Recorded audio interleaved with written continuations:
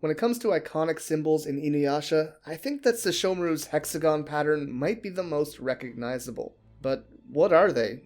What do they mean? Well, today, that's exactly what we're going to be talking about, and I'll even throw in a bit of a theory at the end just for fun. So if you're looking forward to learning a bit more about Sesshomaru's design and the symbols of Inuyasha and Yashahime, be sure to leave a like and subscribe for more daily content. Of course, you can also support the channel through checking out my Patreon in the description. A big thank you to our newest patrons, Carla Ioana, Sayo Arundel, Ashley Fiorenza, and Crazy Taco Lady. With all that out of the way, let's get into the video. So for those of you who have never taken a close look at the pattern on Sesshomaru's clothing, it is 3 red hexagons with white edges in a triangular pattern, each having a red and white cherry blossom design inside of them. A pretty simple pattern which is easy to overlook as something just stylistic or for aesthetic. However, there is definitely a lot more going on with the design. Well, as we are talking about emblems, this leads us to mon, usually mondokoro or kamon, are emblems to identify an individual or family. If I were to compare this to something in the West, I might say it's similar to a coat of arms or a family crest. Mon likely originated as fabric patterns for clothing to distinguish a person or signify membership of a clan or organization.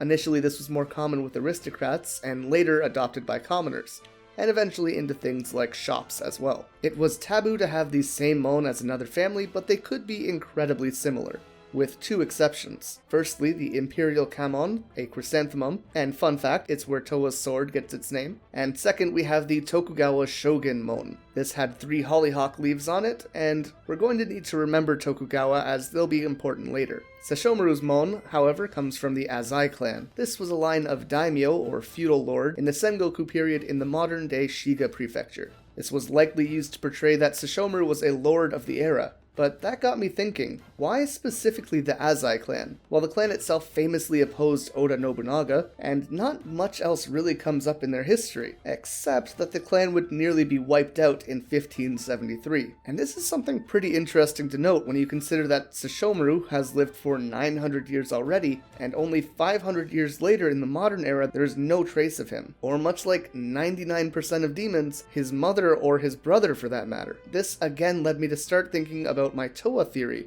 I'll link the video about the specifics in the end card if you missed it, but basically Towa's sword was used by Yoshiteru Ashikaga, a man known as the last true shogun who died in 1565, at the end of the Sengoku period, which the feudal era was based on. My theory before mentions how Towa could possibly end the feudal era by sending demons away into another world. I didn't mention this in the video, but the fact that her sword breaks might possibly mean that they're moving beyond the old period. But either way, that was more or less just a fun theory, but when looking into the Azai line, I realized something. The last great Azai, named Azai Nagamasa, battled Nobunaga and was forced to kill himself in 1573 by Nobunaga. But the dude had some interesting connections. Namely, his wife, Oichi, was Nobunaga's sister. Talk about a bad brother-in-law.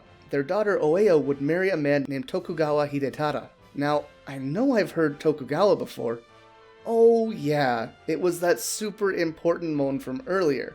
This was because the Tokugawas were shoguns who ruled over the Edo period, starting in 1603, meaning the Azai were directly related to the people who brought in the New Age. So let's look at this again. We have the Azai, and in the beginning of the New Age, one of their daughters marries a Tokugawa. Now we can look at Sesshomaru, who was likely represented by the Azai, who has a daughter which likely represents the beginning of a New Age herself. Again, more information on that in my previous video.